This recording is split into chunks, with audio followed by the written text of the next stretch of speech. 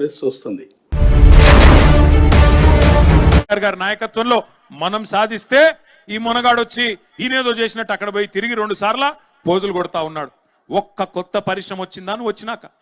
ఉన్న ఐటీ పరిశ్రమలు బారిపోయినాయి. నీ నిర్వాకం వల్ల ఈరోజు ఒక్కటంటే ఒక్క కొత్త పని జరగడం లేదు.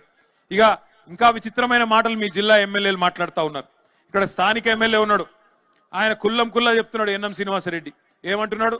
మా ఎమ్మెల్యేల కాడ పైసలు లేవు, ఎమ్మెల్యేల దగ్గర పైసలు లేవు, మేము పెళ్లిళ్ళు పేరెంటాలు తిరుగుడు తప్ప మాతోనేం అయితలేదు అని ఎన్ఎం శ్రీనివాసరెడ్డి చెప్తా ఉన్నాడు. వాస్తవం అది. ఎందుకు? ఉన్న పైసలన్నీ ఢిల్లీకి పోతే, ఉన్న పైసలన్నీ మూటలు కట్టి ఢిల్లీకి పంపితే ఇక్కడెక్కడ ఉంటాయి? మరి రేవంత్ రెడ్డి ఇస్తాడా? వీళ్ళకే ఇయ్యడు, మరి సర్పంచులకు ఇస్తాడా? ఇయ్యడు. ఒక 2 ఏళ్ళు కష్టం ఉంటుంది. గెలిచిన సర్పంచులు ఉప సర్పంచులు యాదికి పెట్టుకోండి, ఇంకొక 2 ఏళ్ళు కష్టం ఉంటుంది. ఆ తర్వాత మళ్ళా కేసీఆర్ గారే రాబోతున్నారు. అప్పుడు మళ్ళా చేసుకుందాం. 2 ఏళ్ళు ఉంటది కష్టం. ఆడు చెప్తారు ఇక కథలు కాంగ్రెస్ వాళ్ళు సర్పంచులకు ఏమని, మీరు మా పార్టీలకు రండి, మీకు డెవలప్మెంట్ చేస్తాం, ఇది చేస్తాం, మన్ను చేస్తాం, మశానం చేస్తాం. ఏమీ లేదు అక్కడ. ఎమ్మెల్యేలకే పైసలు లేవు, మీకేమిస్తారు వాడు? మీరు చూడండి, ఎన్ఎం శ్రీనివాసరెడ్డి చెప్పిండు, నేను చెప్తలేను. మా బతుకు పెళ్లిళ్ళు పేరెంటాలు తిరగనికి తప్ప దేనికి వనికి రాకుండా పోయిందని ఎమ్మెల్యేలే చెప్తా ఉన్నారు. ఇక ఇంకో ఎమ్మెల్యే ఉన్నాడు, జడ్చర్ల ఎమ్మెల్యే. ఆయన ఒకటే చెప్తున్నాడు, ఆంధ్ర కాంట్రాక్టర్లకే పెద్దపీట వేస్తున్నాడు ఈ ముఖ్యమంత్రి. నేను చెప్పలే, ఆంధ్ర కాంట్రాక్టర్లకే పెద్దపీట వేస్తున్నాడు ఈ ముఖ్యమంత్రి అని జడ్చర్ల ఎమ్మెల్యే చెప్తా ఉన్నాడు. ఇక ఈ జిల్లా మంత్రి ఉన్నాడు ఇంకో ఆయన, జూపల్లి. ఆయన పాపం నిజాయితీకి ఒక ముచ్చట చెప్పిండు జూపల్లి కృష్ణారావు. ఏం చెప్పిండు? మొన్న ఎక్కడో ఆదిలాబాద్ పోయిండు జూపల్లి. పోతే అక్కడ ఆదిలాబాద్లో వాళ్ళు అడిగినారు, అక్కడ లోకల్ ఎమ్మెల్యే గారు అడిగినారు, సార్ మాకు ఒక రెవెన్యూ డివిజన్ ఇవ్వాలి, గతంలో కేసీఆర్ గారు కొత్త జిల్లాలు చేసిండు, మా కాడ కూడా డిమాండ్ ఉంది, ఒక రెవెన్యూ డివిజన్ మిస్ అయింది, అది మీరు ఇవ్వాలి అన్నారు. అంటే జూపల్లి కృష్ణారావు నిజాయితీగా చెప్పిండు పాపం, ఇగో నేను మళ్ళా గెలుస్తానో లేదో తెలియదు, మా ప్రభుత్వం మళ్ళా వస్తుందో రాదో తెలియదు, నేను హామీలు ఇయ్యా అన్నాడు.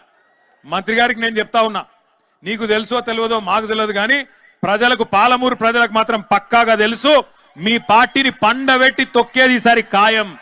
14 నియోజకవర్గాల్లో కొడంగల్తో సహా ఈసారి కాంగ్రెస్ పార్టీని బొందబెట్టబోతా ఉన్నారు ప్రజలు.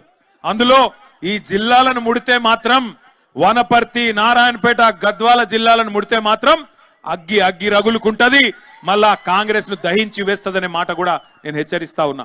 దయచేసి ఒకటి ఆలోచన చేయండి. యూరియా బస్తాలు ఇయ్యలేని సన్నాసులు ఇవాళ మీకు తులం బంగారం ఇస్తారా? ఇల్లు ఈ సన్నాసులు 2,500 ఇస్తాడు మహిళలకు, మహాలక్ష్మి ఇస్తాడా?